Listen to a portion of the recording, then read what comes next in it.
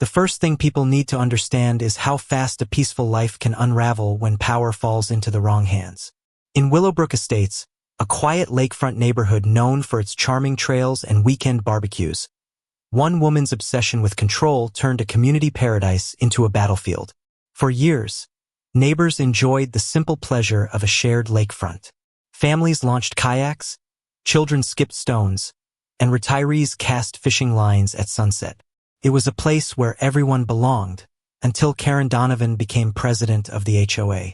What started as a trickle of small inconveniences quickly grew into a flood of abuse, favoritism, and outright theft of community rights. And it all began with the lake. At first, the changes seemed harmless enough. Reminders about lawn maintenance, letters about trash cans being left out a little too long, notices about mailbox paint. But beneath those small annoyances, Karen was laying the groundwork for something far more sinister. She wasn't just enforcing rules. She was rewriting them, twisting them, and bending them until they suited her own agenda. And no one saw it coming except me.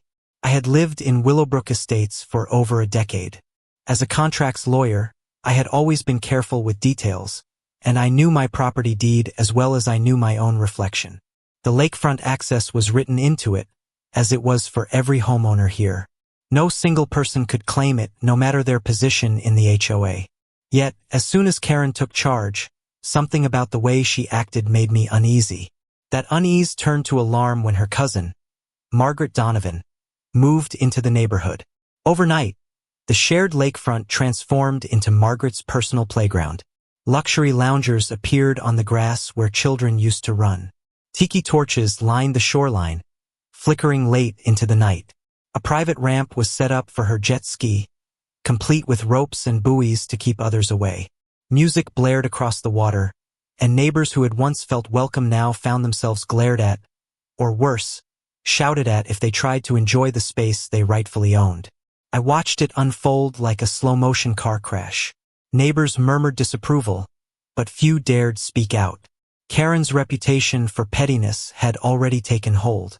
She issued fines for trivial violations and shamed residents in HOA meetings for not following her vision of the community. To most, it was easier to look the other way than to challenge her. But as the weeks passed, and Margaret's empire grew bolder, my patience wore thin. I decided to test the waters one Saturday evening, when the golden light of sunset shimmered across the lake. I carried my folding chair and cooler to the grassy shore, exactly where I had sat countless times before. But within minutes, Margaret appeared, her voice sharp and commanding. She told me the area was off-limits, claimed the HOA had reassigned access rights, and demanded I leave. I could see Karen watching from the patio of her house, a smug smile spreading across her face as if she'd orchestrated the whole thing. That was the moment I knew something larger was at play. Margaret didn't just feel entitled. She believed she owned the lakefront, and Karen was backing her up with authority she didn't legally have. It was a direct violation of our property rights, and I wasn't about to let it go unchallenged. That night, I went home and pulled out every document I had. My property deed, the HOA charter, the easement agreements. Line by line, page by page, I studied them until dawn. And there it was, plain as day. Nothing in the charter, nothing in the bylaws, and nothing in the easement agreements gave Karen the right to reassign or privatize shared property. What she and Margaret were doing wasn't just unfair, it was illegal. Still, I knew that confronting them head-on without evidence would only give them ammunition.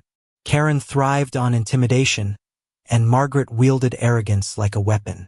If I wanted to expose the truth, I needed proof. Proof so undeniable that even Karen couldn't spin it. And so began my quiet investigation. I started by photographing the lakefront, documenting every piece of furniture, every structure Margaret had set up. I collected copies of the notices Karen distributed, especially those that seemed to contradict the HOA's founding documents. I even spoke discreetly to neighbors, some of whom shared stories of harassment and threats if they dared to complain. Slowly, a case was building in my hands. But gathering evidence was only half the battle. Karen and Margaret believed they had control, and they weren't going to surrender it easily. As I prepared for what came next, I knew one thing for certain. The days of peace in Willowbrook Estates were over. The Lakefront War had begun, and I was ready to fight it with every ounce of knowledge and strategy one possessed.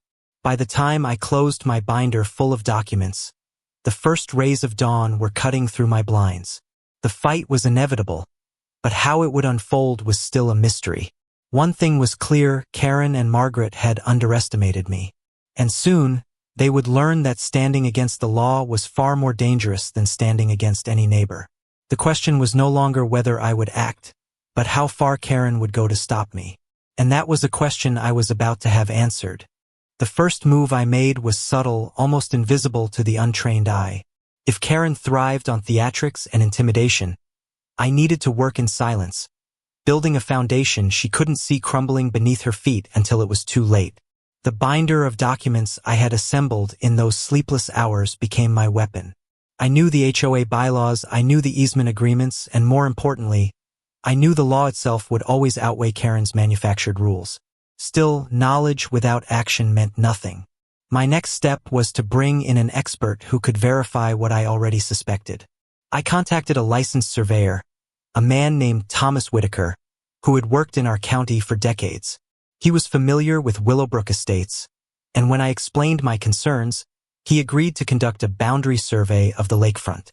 The process wasn't cheap, but I considered it an investment in protecting not just my rights, but those of every homeowner in the neighborhood. While Thomas gathered his equipment, life in Willowbrook Estates grew increasingly tense.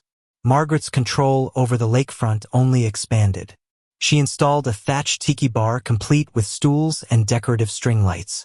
She brought in loungers that looked like they belonged at a luxury resort rather than a family neighborhood.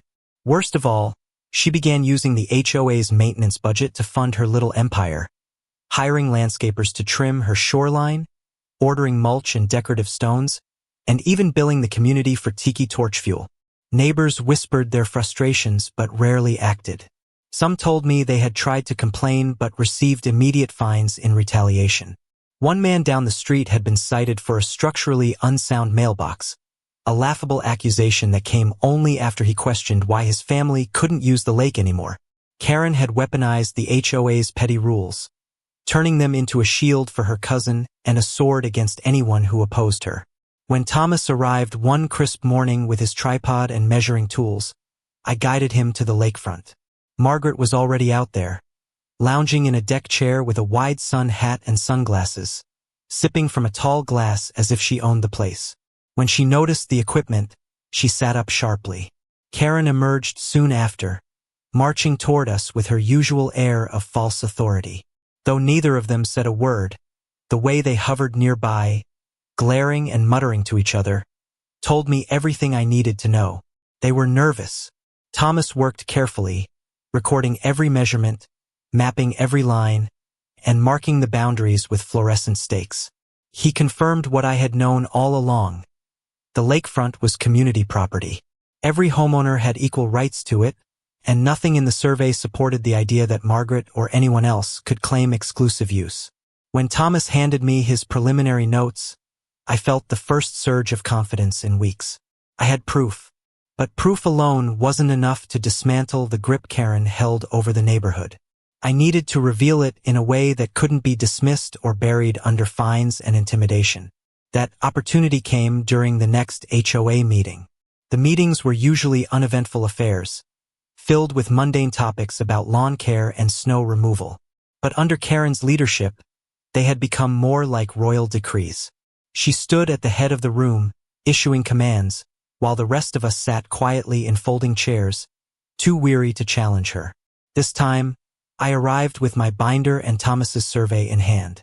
I sat near the front, close enough that Karen would see me every time she lifted her gaze.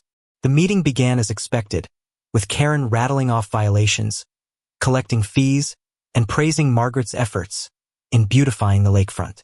But when the floor opened for homeowner concerns, I rose to my feet and placed the survey on the table for all to see.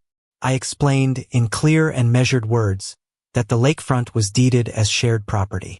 I presented the survey results, highlighted the relevant sections of the HOA charter, and reminded everyone that bylaws could not override recorded property rights. The room shifted. Neighbors who had been silent for months leaned forward, whispering to one another.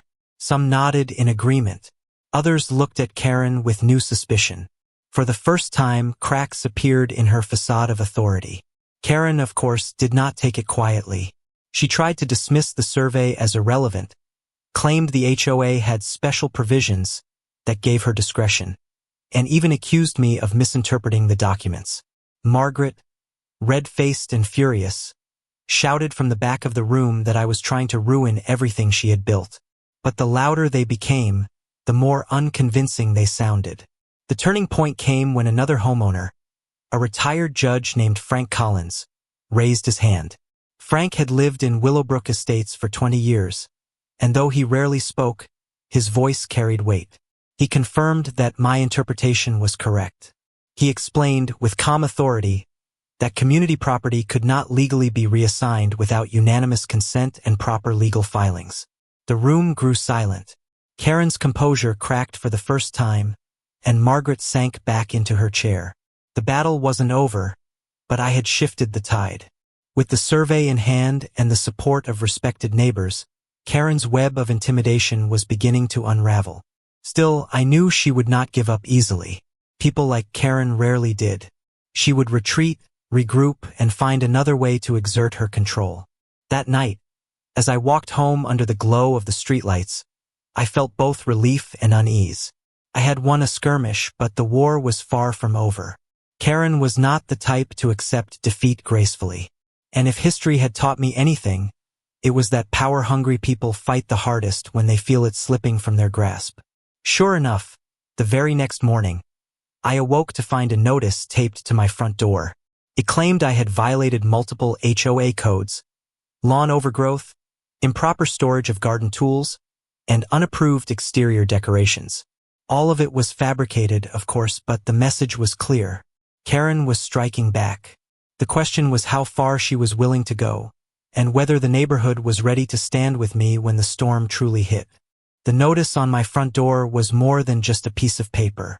It was a declaration of war. Karen had made her intentions clear. If I dared challenge her authority, she would bury me in fabricated violations and bureaucratic harassment until I regretted ever speaking up. As I pulled the notice off the glass, I couldn't help but laugh softly to myself. It was exactly what I expected, and in a way it confirmed everything I already knew. Karen had no legal ground to stand on. She only had intimidation. Still, intimidation can be powerful, especially when it wears the disguise of official paperwork. I knew from my years as a contracts lawyer that most people wouldn't question a letter stamped with HOA letterhead. They would pay the fine, trim their lawn twice, and hope the problem disappeared. But I wasn't most people. I filed the notice neatly into my growing binder of evidence, labeling it as Retaliation Exhibit A. The days that followed became a parade of petty accusations. One morning I received a warning about improper holiday lighting, even though it was midsummer and I had no lights strung anywhere. Another evening, a note claimed my trash cans were left out past the designated pickup time, despite photographic proof on my security camera that I had brought them in within minutes of collection. Karen's strategy was obvious. Flood me with nonsense until I slipped up. But instead of weakening my resolve, each false claim only added weight to the case I was building against her. Meanwhile, the lakefront situation continued to spiral. Margaret seemed emboldened, as though Karen's retaliation against me granted her even more freedom. She began charging guest fees to neighbors who wanted to sit by the lake, a completely invented policy. When families refused, she openly mocked them, calling their children uninvited trespassers. The tiki bar became louder, the music more invasive, and the once serene shoreline transformed into a weekend circus. It was no longer just an inconvenience, it was a theft of community life itself. I decided it was time to widen the circle. Until now, I had acted mostly on my own, gathering documents and evidence. But Karen's power thrived on silence, and silence was only possible if my neighbors felt isolated. I began visiting them one by one, starting with those who had quietly supported me at the last meeting. I listened to their frustrations, collected their stories, and asked for copies of any notices they had received. Many of them still hesitated, afraid of Karen's retaliation, but slowly a picture emerged. I wasn't the only target.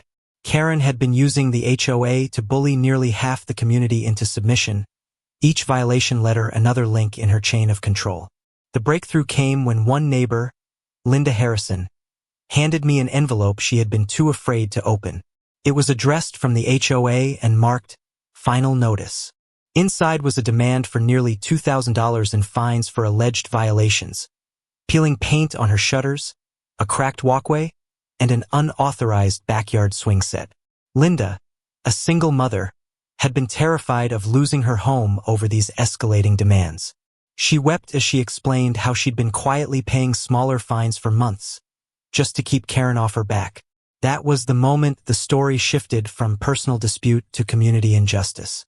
I realized Karen wasn't just protecting Margaret. She was exploiting the HOA to line her own pockets. The fines, the fees, the supposed maintenance expenses for the lakefront.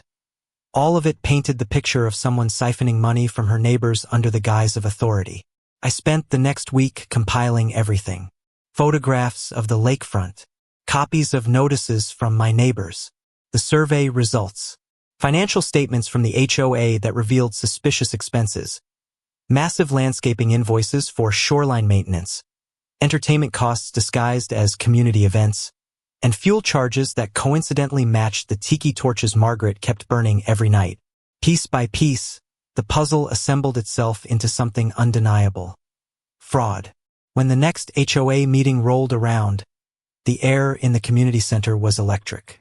Neighbors who rarely showed up were there in full force, whispering among themselves, clutching papers and folders I had helped them prepare. Karen entered as she always did, projecting confidence, wearing her pink blazer as though it were a crown. Margaret followed, smirking, her sunglasses perched on top of her head. But as they settled at the front, they seemed to notice something different. The crowd wasn't docile this time. The crowd was restless. Karen began the meeting with her usual pomp, announcing new enforcement initiatives and congratulating Margaret for her tireless volunteer work on the lakefront. But when she opened the floor, the floodgates burst. One by one, neighbors stood to present their grievances. A retired couple revealed they had paid over $1,000 in baseless fines. A young family displayed photographs proving their alleged violations didn't exist. Linda Harrison bravely read her letter aloud, her voice shaking as she explained how she had been threatened with foreclosure. The room buzzed with outrage, and for the first time, Karen's mask began to slip. Then I stepped forward. With deliberate calm, I laid my binder on the table, opened it to the survey, and began presenting the financial inconsistencies I had uncovered. Each page was another nail in the coffin. Invoices with no matching work orders, maintenance bills from contractors tied to Karen's extended family, and expenditures that could not be explained by anything other than embezzlement. I spoke not with anger, but with precision, the way I had learned in courtrooms. Karen tried to shout me down, claiming I was misrepresenting the facts. Margaret stormed to her feet, waving her arms and calling me a liar. But it was too late. The crowd had seen enough. The retired judge, Frank Collins, once again stood to confirm the legality of what I had presented. He announced, in no uncertain terms, that what Karen had done was not just unethical, but criminal. The meeting ended in chaos. Neighbors demanded answers, some shouting over Karen's denials. Margaret stormed out, her face flushed with fury. And Karen, for the first time, looked cornered, her bravado faltering under the weight of evidence and community outrage. But as satisfying as it was to watch her squirm, I knew this was only the beginning. Karen still held the presidency, and until legal action was taken, she would continue to wield power. The fence, the lawsuit, the full unraveling of her corruption. Those battles were yet to come. That night, as I locked my front door, a sense of unease lingered. Exposing Karen had been a victory, but victories often provoke desperate counterattacks. And if Karen had proven anything, it was that she would do whatever it took to keep control. The storm was far from over. The fallout from the HOA meeting rippled through Willowbrook Estates like a storm surge. For the first time, Karen's grip on the neighborhood had loosened. People were talking openly, fearlessly, and with a spark of rebellion I hadn't seen before. But Karen was still president, and Margaret still strutted around the lakefront as if nothing had changed. Exposure alone wasn't enough. If we wanted real change, we needed action that couldn't be ignored. A visible line in the sand that proved Karen's authority had limits. That line, I decided, would be a fence. It wasn't a decision I made lightly. Fences are powerful symbols. They don't just separate land, they declare ownership, boundaries, and rights. And in this case, building one would send a message louder than any speech or binder full of evidence. It would show that the lakefront was not Margaret's playground but community property, protected by law and defended by those who refused to be silenced. I called Thomas, the surveyor, and asked him to return. This time, I wanted permanent markers installed, something no one could dismiss as temporary or interpret as vague. He agreed, and within days, bright survey stakes lined the property boundaries. Neighbors gathered to watch as Thomas carefully measured and drove each marker into the soil. Margaret fumed from her deck chair, her sunglasses hiding eyes that surely burned with rage. Karen paced the shoreline, her phone pressed to her ear as if she were summoning reinforcements. With the boundaries established, I hired a contractor to begin the fence. It wasn't extravagant, just a simple wooden post and rail design, tall enough to be visible but not imposing. It marked, with undeniable clarity, where the community's rights began and where Margaret's imagined kingdom ended. Each hammer strike echoed across the lake, a rhythmic drumbeat that announced change was coming. Karen reacted predictably. The moment the first posts went into the ground, she marched onto the site waving papers in the air, shouting that I had no authority to build. She claimed it violated HOA codes, that it disrupted aesthetic uniformity, and that she would fine me into bankruptcy if I continued. The contractor looked uneasy, glancing at me for direction, but I calmly instructed him to carry on. I knew Karen's bluster for what it was: noise. The survey backed me, the deeds supported me, and no HOA bylaw could override property law. The spectacle drew a crowd. Neighbors gathered along the shore, watching as Karen ranted and raved, her voice cracking with desperation. Margaret stomped her foot like a child denied candy, demanding the workers stop immediately. But the fence kept rising, inch by inch, rail by rail, until a clear boundary stretched across the lakefront. For the first time in months, the space felt like it belonged to everyone again, not just Karen's chosen few. That night, the neighborhood buzzed. People stopped me on the street to thank me, some even offering to contribute to the cost of the fence. Children ran along its length, touching the fresh wood with wide smiles as if reclaiming territory they'd been exiled from. Hope had returned to Willowbrook Estates, fragile but real.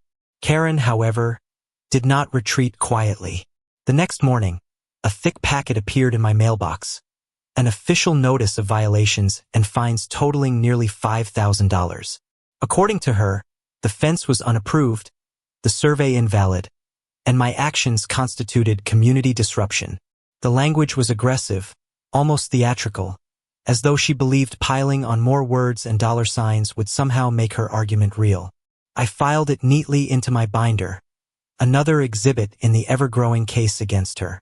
But Karen wasn't just content with paperwork. Within days, rumors began circulating. She told neighbors I was trying to privatize the lake for myself, that I had plans to sell access rights to outsiders, even that I was suing the community as a whole. The lies spread like weeds, and though many saw through them, some were swayed. That was Karen's strategy. If she couldn't win with rules, she would win with fear. Margaret, on the other hand, turned to theatrics of her own. One Saturday afternoon, I returned from errands to find her lounging dramatically against the fence, a jet ski parked just beyond it. She claimed it blocked her rightful path to the water, even though the survey proved otherwise. She staged loud arguments on her phone, making sure nearby neighbors overheard her talking about illegal construction and lawsuits. It was pure performance designed to rattle me, but instead it only hardened my resolve. The turning point came when I decided to escalate matters legally. I filed a formal complaint with the county, attaching the survey, the binder of evidence, and a detailed account of Karen's misuse of funds and abuse of power. I knew it wouldn't be immediate. Legal wheels turn slowly, but once in motion, they are hard to stop. Karen had spent months building her empire on intimidation and fraudulent authority. Now, the law itself was coming for her. In the meantime, neighbors began organizing quietly behind the scenes. A petition circulated to remove Karen from the presidency. Meetings sprang up in living rooms and backyards, places where people felt safe to speak without fear of retaliation. For every fine Karen issued, another signature appeared on the petition. For every rumor she spread, another neighbor stepped forward with a story of harassment. The tide was shifting, and this time it wasn't just me pushing, it was the entire community. Still, Karen wasn't finished. She doubled down on her tactics, slapping violation notices on anyone who so much as looked at her wrong. Margaret staged nightly parties at the tiki bar, blasting music into the early hours of the morning. The fence, once a symbol of hope, became a flashpoint, the stage for nightly confrontations. It was as though Karen believed if she created enough chaos, the community would break apart under the strain. But instead of breaking, we grew stronger. Each act of retaliation only bound us closer together. Neighbors shared stories, traded documents, and began to see Karen not as a powerful leader, but as a desperate fraud clinging to control. And as the evidence mounted, so too did the pressure. The county had acknowledged my complaint. Investigators were quietly reviewing HOA finances, and whispers of criminal charges began to circulate. I knew the endgame was approaching. Karen could rage, Margaret could posture, but the truth was closing in around them. The fence wasn't just wood and nails, it was the first domino. And when it fell, it would bring their entire corrupt empire crashing down. Still, as I looked out over the lake one quiet evening, the glow of tiki torches flickering on the other side of the fence, I couldn't shake the feeling that Karen had one last move to play. Desperate people are dangerous, and Karen Donovan was nothing if not desperate. The question was, how far would she go before the law caught up with her? By the time summer reached its peak, the fence had become more than just a boundary. It was a symbol of resistance, a rallying point for the community, and the undeniable reminder that Karen Donovan's authority had limits. But symbols are dangerous to those who thrive on control, and for Karen, every board nailed into that fence was like a nail in the coffin of her presidency. Her desperation began to spill over in new and alarming ways. If she couldn't intimidate me through fines, if she couldn't sway the community with rumors, then she would escalate in ways no one had anticipated. And escalate she did. It started with anonymous complaints filed to the county. Suddenly, code enforcement officers appeared at my door, claiming there were reports of unpermitted structures on my property, hazardous conditions near the shoreline, even environmental violations for disturbing wildlife habitats. Each claim was baseless, and each officer left with little more than an apologetic shrug. But the message was clear. Karen was weaponizing bureaucracy, turning every lever of power she could find into a tool for harassment. When that failed, she resorted to spectacle. One humid Saturday evening, neighbors gathered for a barbecue near the lake. Families grilled, children played, and for the first time in months, the atmosphere felt light. That's when Margaret arrived, marching down with an entourage of her friends, all carrying folding chairs, coolers, and portable speakers. They planted themselves directly in front of the fence, blasting music so loud it rattled the windows. Margaret staged a mock protest, holding up a cardboard sign scrawled with the words, "Save our shoreline." The irony was laughable. She was the one monopolizing the shoreline, but the point wasn't logic. It was theater. And Karen, standing proudly behind her cousin, clapped along as if presiding over a victory rally. The stunt might have been amusing if it weren't so disruptive. Children cried from the noise, older neighbors retreated indoors, and the barbecue dissolved into frustration. That night, multiple households signed the petition for Karen's removal. What she saw as a display of power was actually the tipping point. Her antics weren't intimidating anymore. They were exhausting. People were done with the drama. But Karen wasn't finished. Not even close. The very next week, I discovered something shocking. A notice appeared on the community bulletin board, stamped with the HOA seal, announcing a special assessment fee. Every household, it claimed, owed $750 to cover shoreline beautification and maintenance costs. No explanation was given, no vote was held, and the deadline was immediate. I flipped the paper over and nearly laughed out loud. The bank account listed for payment wasn't the HOA's official one. It was a personal account. Karen's account. That was the breaking point. Fraud was no longer a rumor whispered in backyards. It was now printed in black and white for the whole neighborhood to see. I wasted no time. I contacted the county investigator handling my complaint, forwarded the notice, and explained the situation.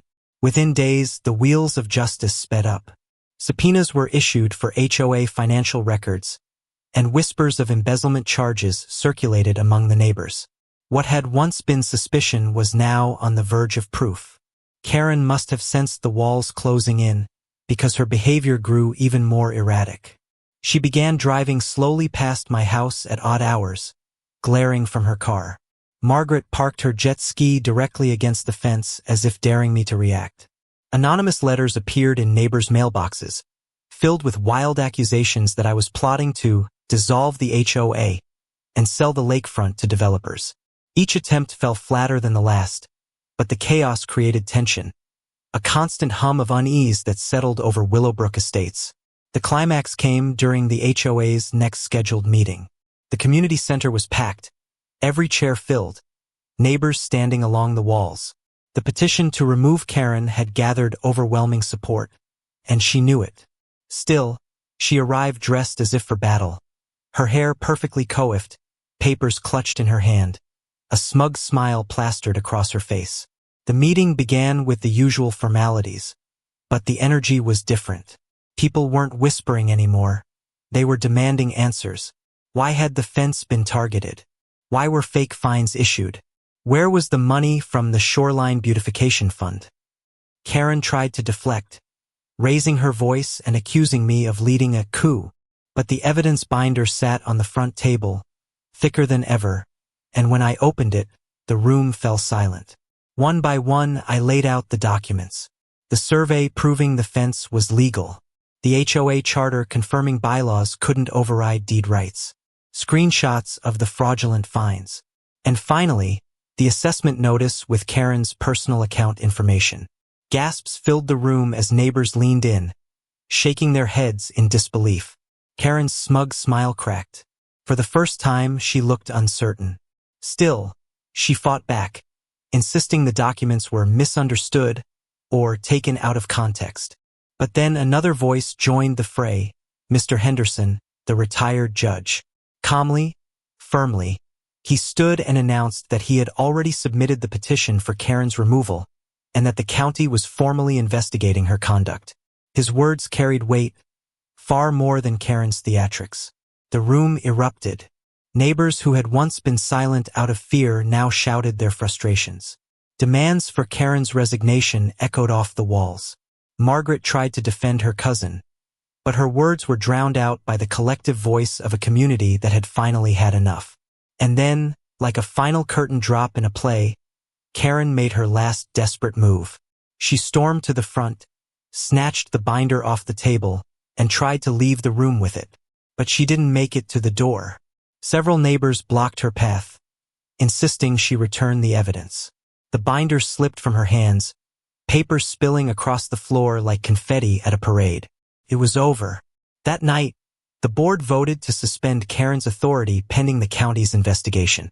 She was effectively stripped of power, her threats rendered meaningless. Margaret stormed off in a huff, her entourage trailing behind her like defeated performers after a failed show. For the first time in months, Willowbrook Estates felt united. But the story wasn't finished. The investigation was still ongoing, and the question lingered. Just how deep did Karen's corruption run? As I walked home under the glow of the streetlights, the faint sound of crickets replacing the usual tiki bar music, I felt a sense of relief, but also anticipation. The battle had been won, but the war was about to reach its final chapter. Karen had fallen from grace, but soon, she would face something far worse than angry neighbors. she would face the law. The days following Karen Donovan's suspension felt almost surreal. For the first time in nearly a year, the lakefront lay quiet. The tiki torches that once blazed late into the night were dark. Margaret's elaborate setup of loungers, umbrellas, and jet ski ramps had vanished almost overnight, as if the shoreline itself was reclaiming what belonged to the community. Neighbors gathered there cautiously at first, as though afraid Karen might appear from the shadows to scold them. But as time passed, laughter returned. Children skipped rocks into the water. Families brought out picnic blankets. The lake was no longer someone's private kingdom. It was everyone's again.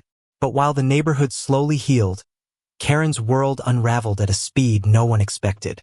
The county investigator moved quickly, armed with the binder of evidence and the fraudulent assessment notice. Subpoenas brought forth HOA bank records, expense logs, and correspondence.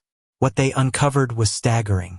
Thousands of dollars had been siphoned into Karen's personal account. Maintenance fees had gone toward vacations, salon visits, even home renovations. Margaret had enjoyed the perks too, with community funds paying for jet ski repairs and high-end patio furniture that had mysteriously appeared at her lakefront setup. The investigation grew into something far bigger than a neighborhood dispute. Local news outlets picked up the story, framing it as a classic case of HOA corruption and abuse of power. Camera crews appeared outside the Willowbrook Community Center. Neighbors who had once feared retaliation now spoke openly to reporters, describing Karen's intimidation tactics and favoritism.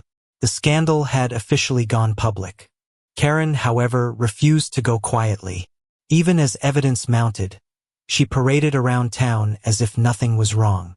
She was spotted at the country club, loudly insisting the allegations were lies, the result of jealous neighbors who couldn't handle her leadership. But behind closed doors, her allies dwindled.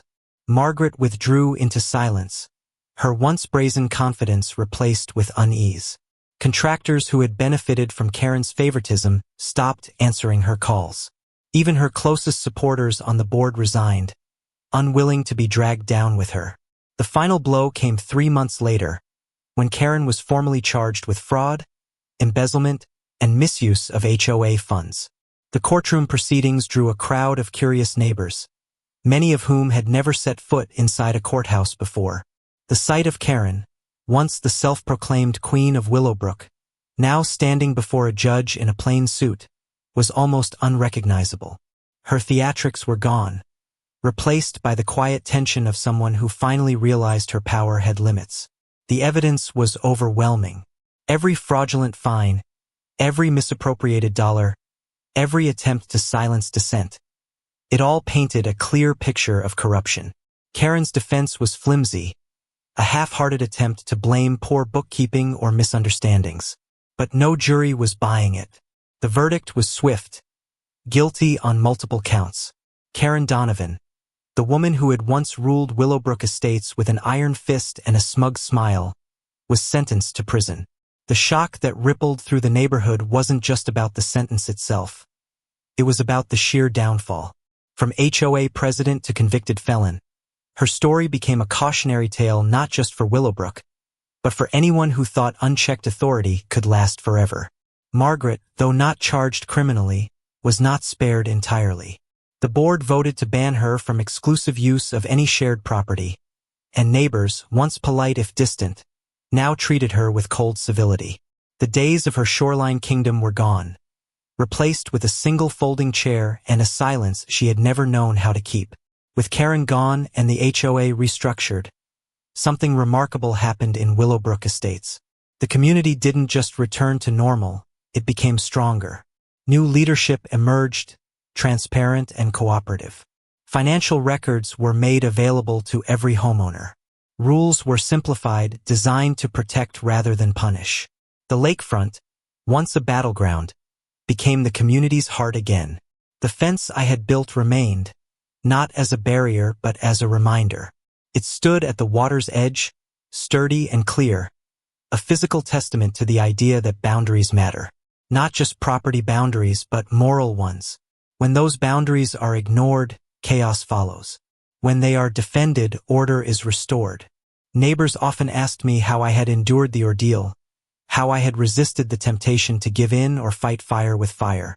The answer was simple: the law. Documentation, research, persistence. The very tools Karen tried to twist into weapons of control had instead become the instruments of her undoing. In the end, the true victory wasn't Karen's removal or even her conviction. It was the restoration of trust. Willowbrook Estates was no longer a place defined by fear of an overreaching HOA president. It was a neighborhood again, a real one, a place where families waved to each other across driveways, where barbecues didn't dissolve into shouting matches, and where the lake belonged to everyone who had bought into its promise of peace. Sometimes, on quiet evenings, I walked down to the shore and watched the sunset shimmer across the water. The air was calm, the sound of crickets replacing the roar of Margaret's speakers. I thought about how close we had come to losing it all, to letting corruption, favoritism, and fear dismantle the very spirit of the community. And I thought about how, in the end, it was unity that saved us. Because Karen's greatest mistake wasn't just her greed. It was underestimating the very people she sought to control. She believed neighbors would stay silent, too intimidated to act. But instead, we stood together. And when we did, her empire crumbled faster than she could ever have imagined. The story of Willowbrook Estates spread far beyond our neighborhood, shared online as a cautionary tale, a viral example of what happens when homeowners stand their ground against abuse of power. And while the internet loves a good drama, for us it was more than entertainment. It was a chapter of our lives, one we were glad to see close. As for Karen Donovan, she would spend her sentence far away from Willowbrook, her influence gone, her reputation shattered. But her legacy would live on, not as a memory of authority, but as a warning. Because in the end, the lake still shimmered, the families still laughed, and peace had returned to Willowbrook Estates. And that, perhaps, was the truest justice of all.